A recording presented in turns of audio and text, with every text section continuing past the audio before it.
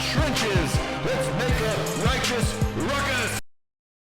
Hey, this is Riley Lowe, back as your host on the Righteous Ruckus podcast. I'm glad you showed up today, either clicked or tuned in or whatever you did, watched, whatever it is. Honestly, I can't tell you how grateful I am that you actually are watching or listening. Today, I want to talk about being under pressure. Let's see if I can do this without copyright infringement. Doom, doom, doom, doom, doom, doom. Doom, doom, doom, doom, doom, doom, doom. Under pressure. So that was, I bet you didn't anticipate that. So that was, the reason I said I want to avoid copyright infringement is because I actually think I used the beat from Vanilla Ice, and but the words from David Bowie and Queen, who threatened to sue Vanilla Ice. Anyway, I expect you didn't expect a musical history lesson on this while listening to this. But anyway, I want to get into this. I want to talk about being under pressure, specifically like peer pressure. People pressuring you to believe a certain way or to even act a certain way. And actually, recently, one of the biggest things that I was reading it's actually in Mark 6.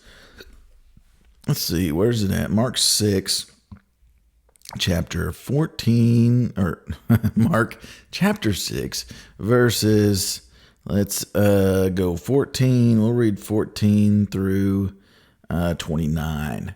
I want to jump right into this. This is talking about John the Baptist being beheaded. Now, I know what you're thinking. You think, what's this have to do with peer pressure? Unless you've read the chapter, then you already know exactly what I'm thinking. So let's read this. Now, King Herod heard of him being Jesus. He heard what all was going on around there from Jesus, about Jesus, for his name had become well known. And he said, quote, John the Baptist is risen from the dead, and therefore these powers are at work in him. He's thinking, I just killed John the Baptist, and John the Baptist has come back to life and coming after me. Others said, it's Elijah. Remember, John the Baptist came in the spirit, if you will, with air quotes, of Elijah, right? And others said, it is the prophet, or like one of the prophets. But when Herod heard, he said, this is John whom I beheaded. He's been raised from the dead. For Herod himself had sent and laid hold of John and bound him in prison for the sake of Herodias, his brother Philip's wife, for he had married her. Because John had said to Herod, it is not lawful for you to have your brother's wife. Therefore Herodias held it against him and wanted to kill him, but she could not.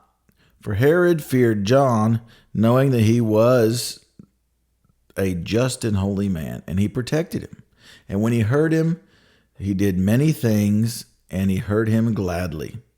He's talking about when he heard John the Baptist speak, he heard him gladly. Then an opportune day came when Herod on his birthday gave a feast for his nobles. He had all these important figures there, right? Which he's trying to achieve higher stature himself, and needless to say, maintain his current stature. He's got all the big wigs there, right? He had a feast for his nobles, high officers, and the chief men of Galilee. In other words, everybody that was somebody was there at Herod's birthday party. And when Herodias' daughter herself came in and danced and pleased Herod and those who sat around him, the king said to the girl, ask me whatever you want, and I will give it to you. He swore to her, whatever you ask me, I will give it to you, up to half my kingdom. In other words, he's trying to talk, he's being pompous and grandiose in what he's doing here. So she went out and said to her mother, what should I ask? And she said, she being the mother, Herodias there, the head of John the Baptist. Immediately she came in, she being the daughter, came in with haste and said to the king, I want you to give me at once the head of John the Baptist on a platter. Why would, I'm presuming a girl, whether she be teenager or young or whatever. Why would she? What a weird thing to ask for. The king was exceedingly sorry, yet, focus on this, because of the oaths and because of those who sat with him, he did not want to refuse her. Immediately the king sent an executioner and commanded his head to be brought.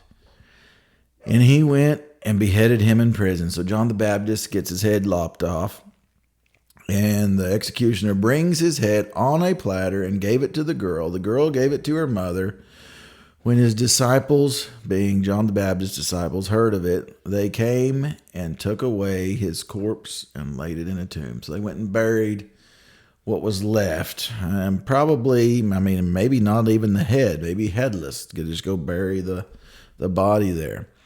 And it's really a sad turn of events.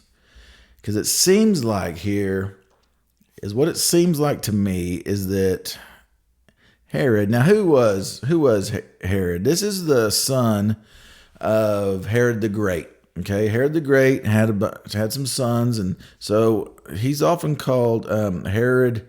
This Herod is called Herod the Tetrarch, which means basically King Herod the Great's his kingdom was divided up into 4 kingdoms, right? And into 4 areas.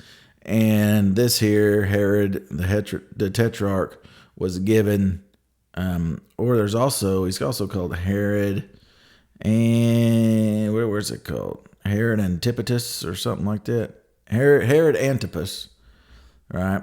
Which is what he's nicknamed. And anyway, he become a ruler of 1/4 of his dad's kingdom, essentially. Now they're trying to keep it within this trusting family, the Romans are. So they award him this deal.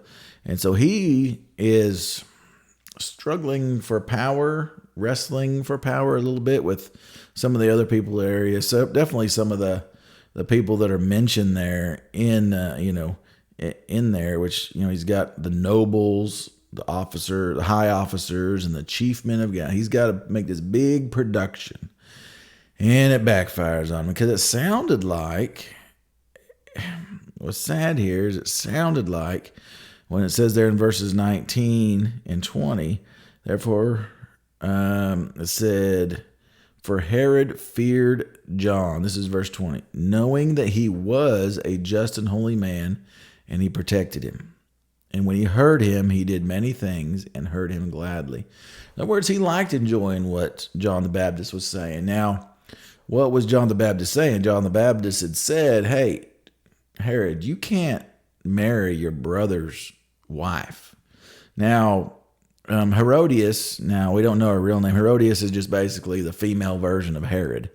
So we don't know exactly what her name was exactly, but she was a relation there as well. Now, we don't know, was this a power play? Was she trying to gain more power by going from one brother to the other brother?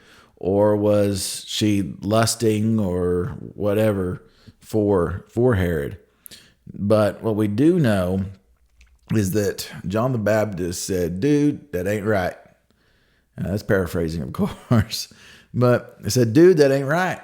He called a spade. He told him the truth. And Herod didn't like it. But Herod did like the fact that John was standing up and saying the truth. Herod knew that this was the truth. And by saying, when he heard him, he did many things and heard him gladly. I think how many celebrities and even just powerful people or important people, I've seen it in my careers, where important people or somebody in authority, people have the tendency to become a yes man or a yes woman and just tell them things and flatter them and not really tell them the truth, right? And that can happen easily, and the temptation can. And so that's what it seems like John the Baptist was telling him the truth, telling him like it is. And Herod was like, I don't really like you calling out what I'm doing, but I got to give you props for saying the truth, at least telling me the truth. And the truth can be refreshing when you haven't heard it forever, right? And he probably hadn't heard the truth in forever. You look at how people kind of introduced themselves or spoke to one another back then and be like, "Oh, King, and you're so magnificent and wonderful and everything." The King's like, "Okay, then what do you want? What are you asking for?" And we're here, John the Baptist was tell it like it is. Now, Herod threw him in prison, but he's still alive, and Herod liked talking to him still and like hearing what he said. But when he's around all his powerful buddies, his buddies are like, "Hey, let's watch this." And he wanted to impress them. And so when he's throwing out these big promises to Herodias' daughter. And so then Herodias' daughter goes to Mama. Mama says, "Go have John the Baptist's head on a platter." And so that a whole turn of events, it seems like it bothers Herod. You wonder if Herod was on the track to become a believer.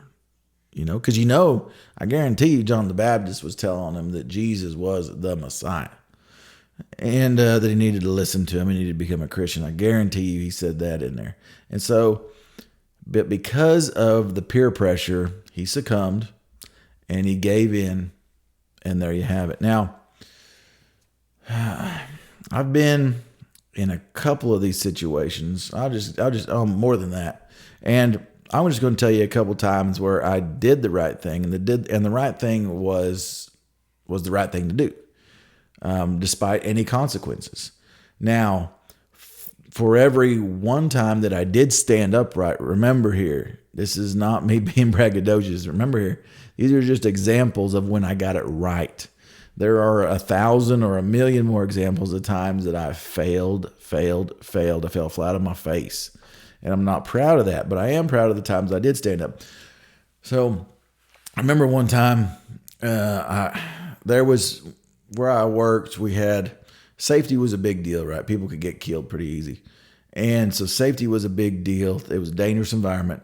And one of the things our boss, the lead of our area, would come once a month and kind of get a feel for, "Hey, do you guys have any safety concerns? Any thoughts about this or that or that?" Well, I kind of took initiative to because so many times what would happen there is you'd get the big boss in the room, right? And it'd be like, "Hey, what do you guys got? Any safety concerns?" They'd have their pad and the pencil out.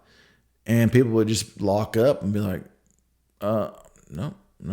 Because you got this room in the room there. You don't want to sound like a fool. You don't want to sound like a complainer. But this guy or sometimes a lady was asking for this specific feedback.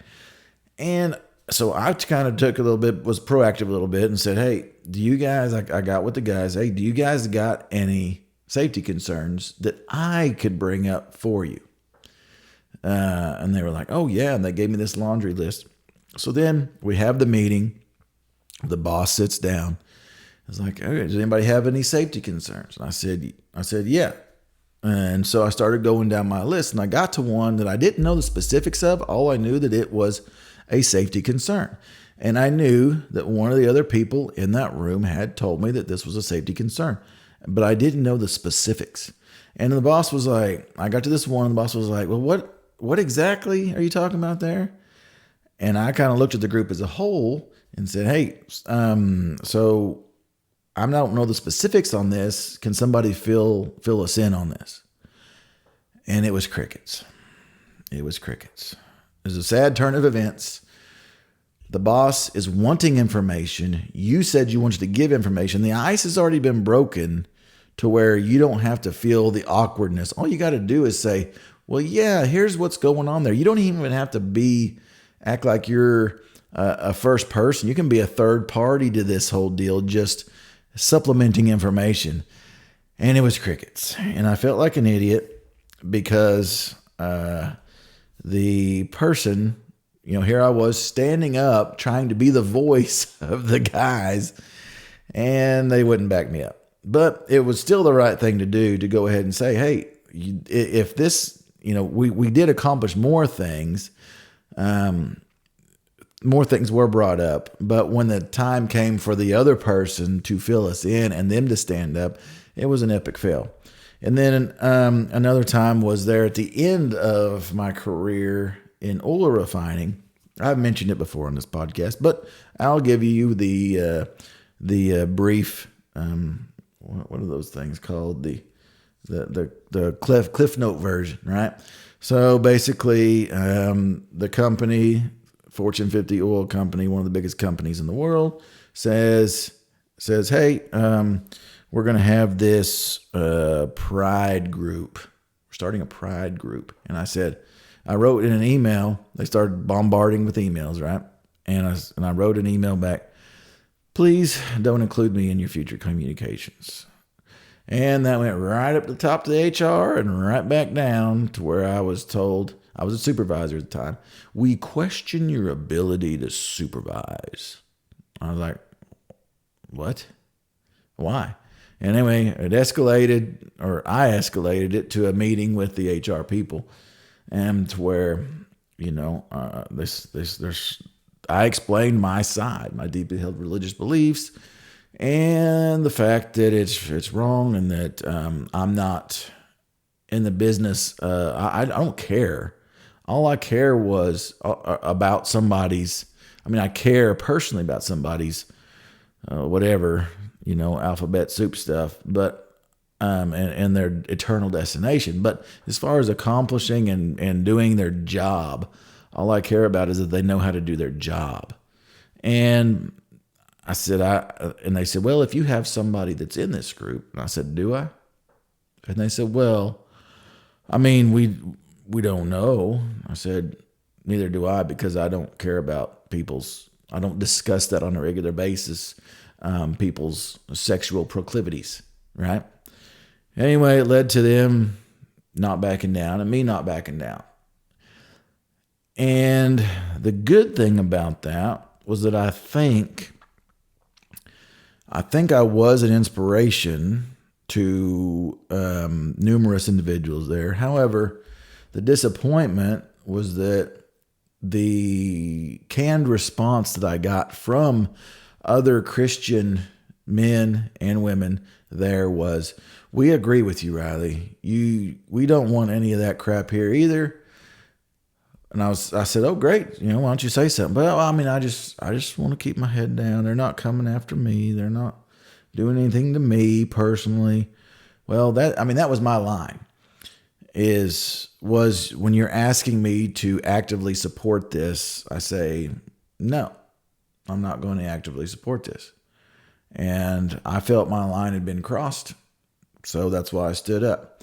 And I think maybe hopefully one day when the time comes, notice I said when the time comes, not if the time comes, when individuals are faced with, do I stand up and to authorities, and the authorities that are going contrary to my Christian convictions, will I do the right thing? Hopefully, maybe they'll think, I remember that one time Riley did that, and look, he survived, so he's an inspiration to me. And maybe they'll be able to stand up. Maybe it'll give them the spine, galvanize their spine rather than them having the spine of a jellyfish. So in any event, it is what it is. Now, like I said, I've failed miserably plenty of times, and the temptation is to just go along. That's the temptation, is to just go along or to shut up, right? Whenever you start seeing when you start hearing about, that's the whole point of this cancel culture, is to get you to shut up.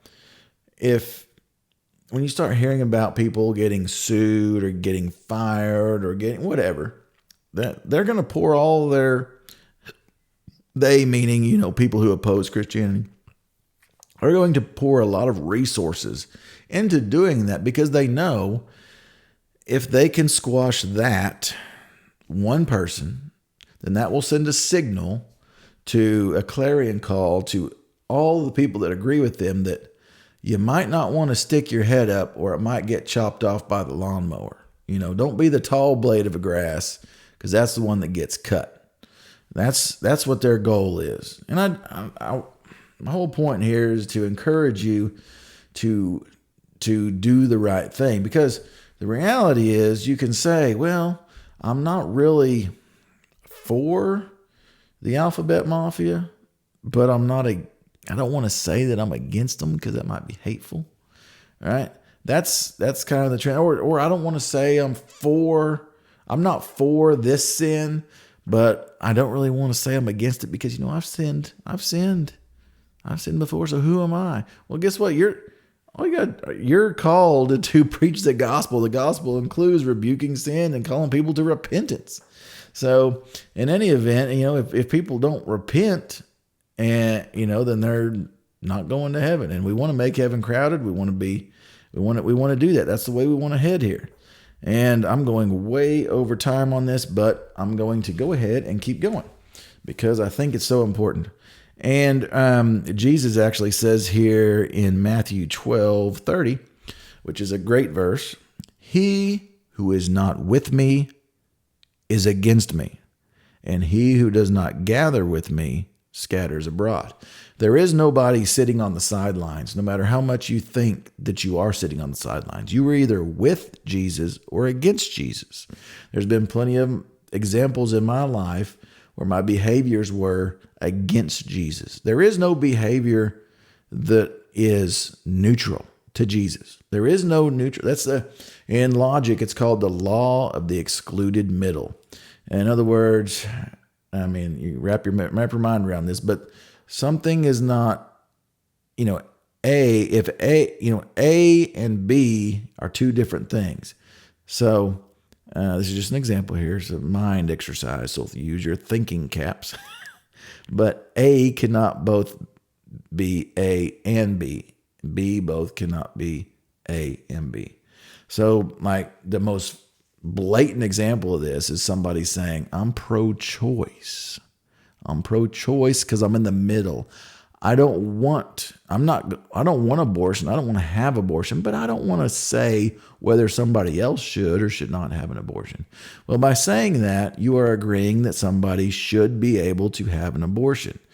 You're not saying that they should not be able to have an abortion. So by claiming the middle ground, you've claimed the ground of promoting abortion. So that's just one example there. So, and that's the thing to remember. Whenever you're faced with a crowd or with the pressure of others, people you look up to believe a certain way or to think a certain way or to say or act or do something a certain way, just remember that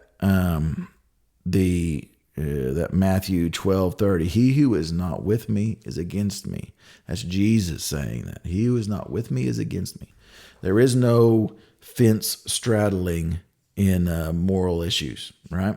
And so when you stand on the side of Jesus, you got nothing to worry about. And that's the thing, is when you're standing on these moral issues, especially when you use the Bible to back you up, there is no, they're going to hate me, right? Because they're not hating you. They're hating the words of God.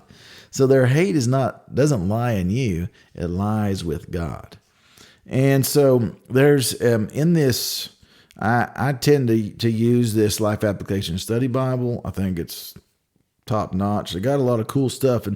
And here's an excerpt here, and I'll conclude with this actually.